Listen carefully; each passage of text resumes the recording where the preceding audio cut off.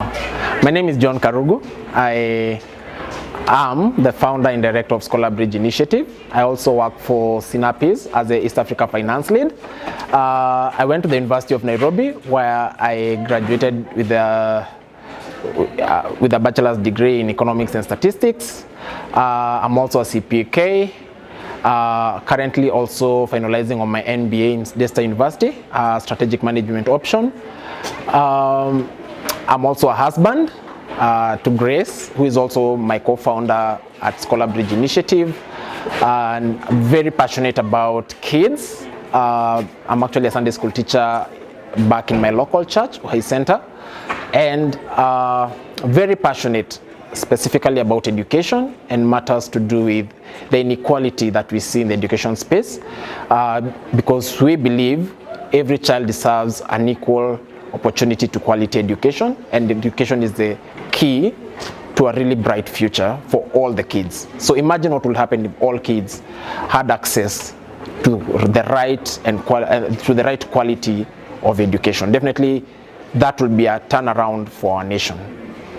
Okay, we'll get to talk a lot about what Scholar Bridge does, but I'm listening to you and I hear you say you are a co-founder, you are a finance lead for East Africa, you're doing an MBA, you're a husband. It seems there's a lot of leadership in you, and I want to try and trace where that started. You said you went to the University of Nairobi. Yes, I did. Did you go to the university a Christian? Yes, I went to the university a born-again Christian, and funny enough, I actually began my journey in leadership way back, I think, when I was in primary school, basically being a prefect, and just all the way through high school as a prefect, and coming into college where I did my CPAs as a student leader, and eventually in the University of Nairobi, where the Christian Union at the University of Nairobi gave me the first opportunity in leadership at campus level as the first year's dad for the Vessels of Light Fellowship. So you joined the university and immediately you went to the CU. Yes. What took you to the CU? Did you know the CU existed, or how did you find out there's a CU at the university? Honestly, I didn't think there was a CU. I actually knew about Geton because they'd done a lot of mission work back in our high school. So when I came, the first fellowship I went looking for was Geton. However, I remember I got to MCCU through the orientation sessions that we had at Tufungamano, and that's how I found myself actively involved in the Christian Union from the first week. Yeah. Okay, and how do you describe the impact the CU had on you as a campus student? That's huge for me. I think I came in the Christian Union, I was quite rigid as a person, not very keen to opening up to other people's ideas. Secondly, I thought I was always right. You know that village mentality, you're the village pastor, so what you say goes. And so just coming into the Christian Union and seeing a whole different side of Christian leadership, that literally changed my life, and especially thinking about Simiyu Machani. Simiyu had such a tremendous impact on my life. And also Simon Kande, now the national director, then he was our CMF. And just having the training sessions with them. I remember my first encounter actually with leadership training ever in my life was with Focus. First year's fellowship as a leader, we were going into Focus for the weekend, and Simiyu and I now Simon Kande taking us through sessions, and that really triggered a lot of things concerning Christian leadership. What does this look like? How do I get to become the kind of a leader God is looking for? So Focus has had such a tremendous impact on my life as a Christian leader. Did you ever attend any Focus conferences? Yes, I did. Unfortunately, I had an opportunity to attend Ezra 2013, which I gladly missed because I couldn't bring my first year self to miss a Christmas at home. But I was so determined to go for the 2014 Commission Conference, which I did. And I think right there, and just looking back at what my mission and my passion is now, I literally trace it back to 2014. Honestly, I don't think I actually attended that particular seminar I actually don't remember, I may not remember 70% of everything, but I remember that moment, the 8 of us sitting in a small room, and the whole idea was reaching the city. I think it was just about mission. What does mission look like in the city? And I remember not very many people attended that particular seminar. There were very few of us, actually I think about 8 or less. And I just remember right there, that's when my passion for missions in the city began. And this is what I'm passionate about. This is what I want to do with my life. This is what I want to... Actually, this is part of the reason why Scholar Bridge was actually born. How then do we reach out to the city and make sure that the city is reached for God? Because I think when we begin talking about unreached people groups, we focus more on frontier spaces. But in actual sense, I guess, and I could be corrected, but the city is the most unreached space that we now have in the 21st century. And you've decided to narrow down your focus to access to education to people in the city who do not have access to education. And now let's talk about Scholar Bridge. What's Scholar Bridge about? So Scholar Bridge was born out of a prayer in my heart, actually, as well as a passion that both my wife and I had. I just remember in campus we spoke a lot about revival and God bringing the nations back to himself. And I remember just trusting God and just praying, and I clearly remember the Lord saying to me that if you're going to change a generation, you've got to start with the little ones. It's you need to culture and to nurture a whole different generation from where they are, back in primary school. And you think about it, there's such a huge concentration of mentorship and focus in terms of leadership trainings in high schools and campus level. But who's doing the work in reaching the young kids in primary schools? And this is where Scholar Bridge was born. Our desire and our passion is to see equal access to quality education, even among kids from underprivileged or under-resourced communities. So that's where Scholar Bridge was born, from that particular passion. Okay, so there are many ways to reach children. Churches are doing that in Sunday school. People have opened up children's homes for people from less privileged backgrounds. Why education? I think because the most dangerous thing in a country, and we all can tell, is an educated, wicked person. And I think for me that's a huge, I think about that and I tremble. I rather an uneducated, wicked man rather than an educated, wicked one.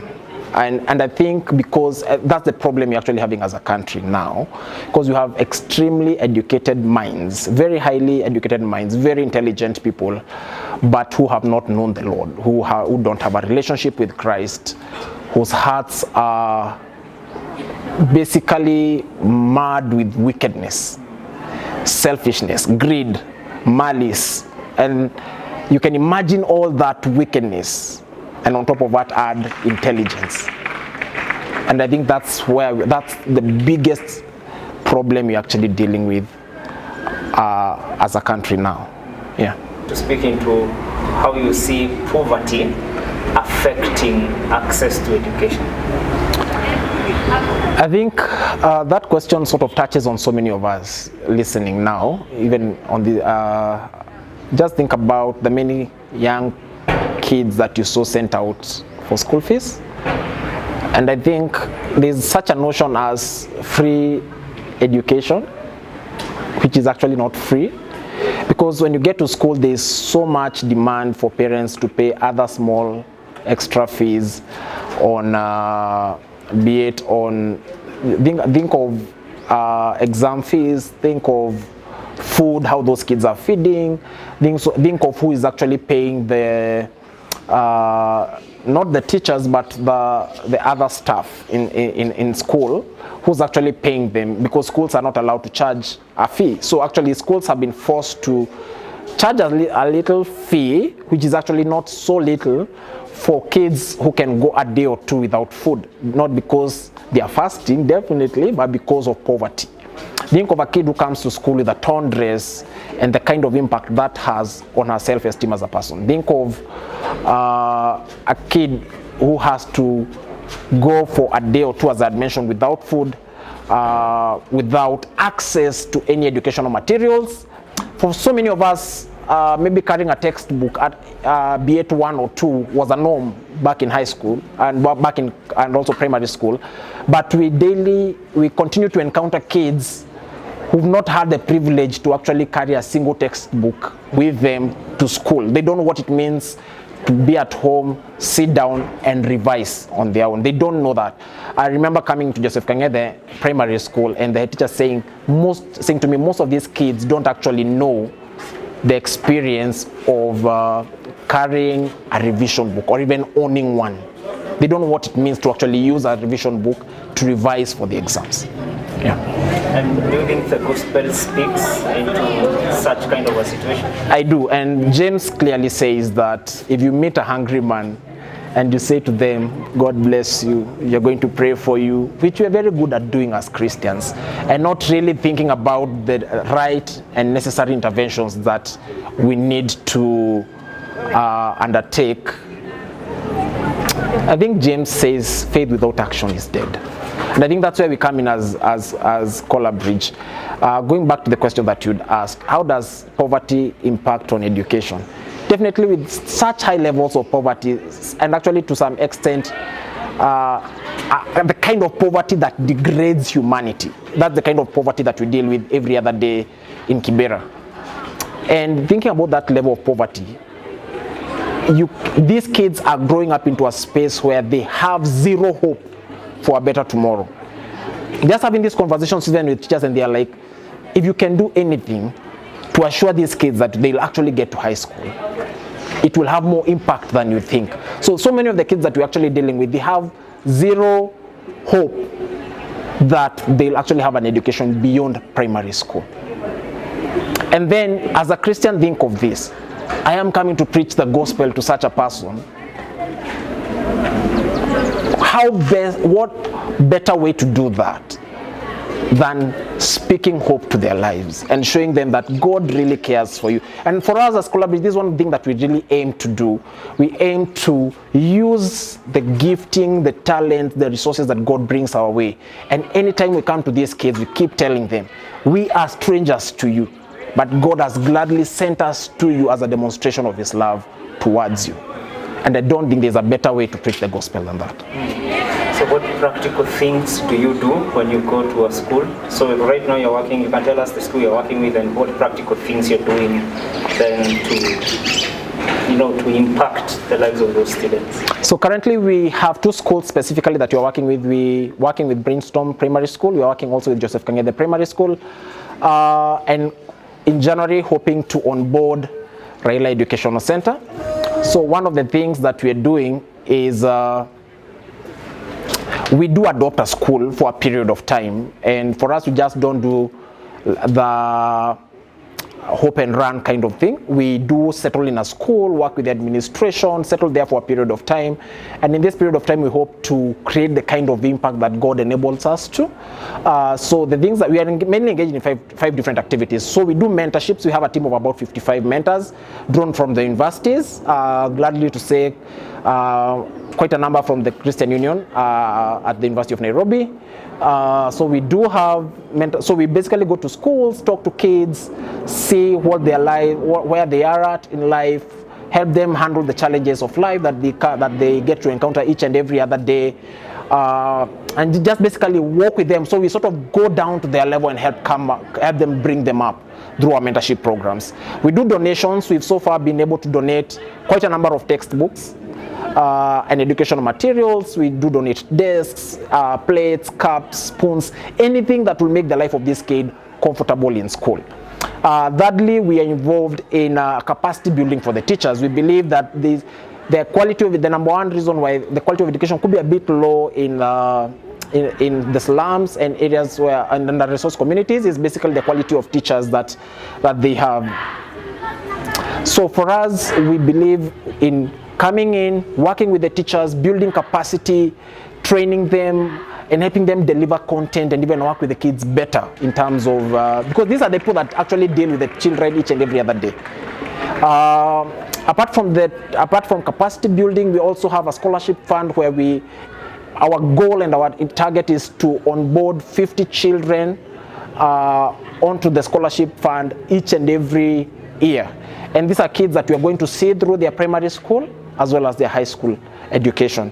So we're trusting God for funds, and we're trusting God that when we get the right kind of funding, we are going to actually actualize this. We've already started the journey, but we are not yet at 50 kids per year, but we do hope to actually get there. Finally, we do is leadership development. So I said my journey as a leader started in primary school, but funny enough, the first leadership training I actually had was in campus. Think about the impact a leadership training program would have had for me when I was very little. I think so much would have been tapped at that very level. So I think we saw a gap in that, and we're actually launching out a program in January that will now seek to develop young Christian leaders, both in Christian Union, in Catholic Action, at that level of religious leadership in schools, as well as the prefects body, just being able to equip these young leaders and hoping to bring out the best of the gift that God has given to them. Somebody listening to is wondering, so I can't start Scholar Bridge, I don't have the capacity to mobilize 55 mentors, I don't even know where to start. What can I do as an individual to respond to needs amongst the underprivileged people, specifically the underprivileged people amongst us? I think God's given us a burden for something very specific. Think about the one thing that triggers your heart. To some of us, it could be girls not having access to sanitary towels. That completely shatters you. Think of something as simple as young kids not being able to walk in comfortable shoes. Think about young kids or underprivileged communities, be it whether we're dealing with kids or whether we're dealing with adults. Think of what gap among the underprivileged really makes your heart trigger. Really sort of triggers your heart, and sometimes you find yourself saying, God, if only I had the right resources, I will do this.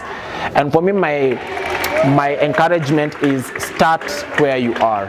Start where you are. We all have that one thing that we can do. I love a friend that is currently, God's given him a burden for street families, and what he's done, he's just gone into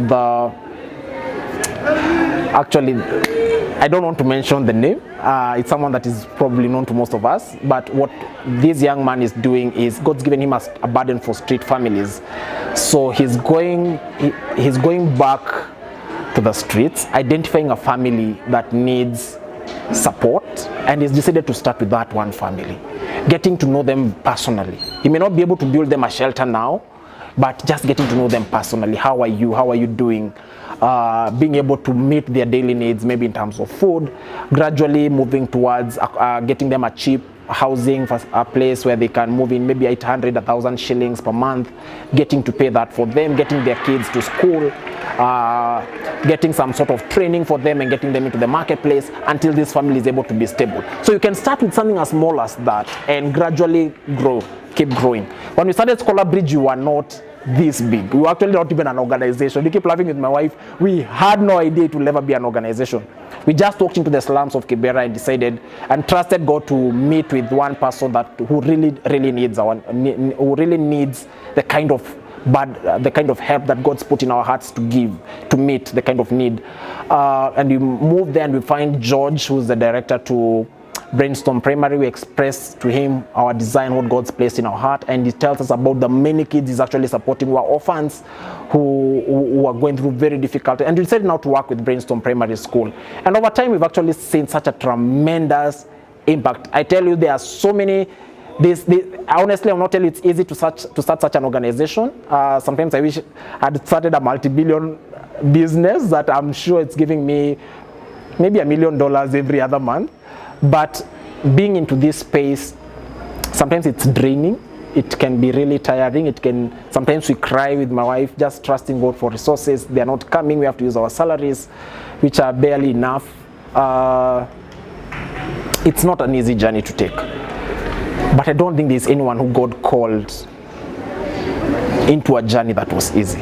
God's always calling to a journey that we have to trust in Him and to have faith in Him, that this is God's journey. He's calling us to walk this journey with Him. Think about Abraham. It was not easy for him to move out of his comfort place, a comfort zone, and God telling him, move into a space where I'm calling you into. And sort of that's how I feel God's done with me. He's calling us, my wife and myself and the friends that we work with, and God's saying to us, come out, walk the journey, and I will show you to what end I'm taking you to. And so sometimes we are doing this, we definitely have a vision, we have a plan, we have all that, but at the back of our minds we know ultimately this is God's journey.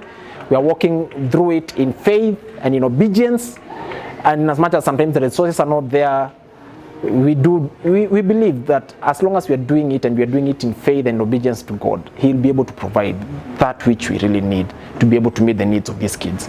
The Fellowship of Christian Unions, reaching students, changing nations.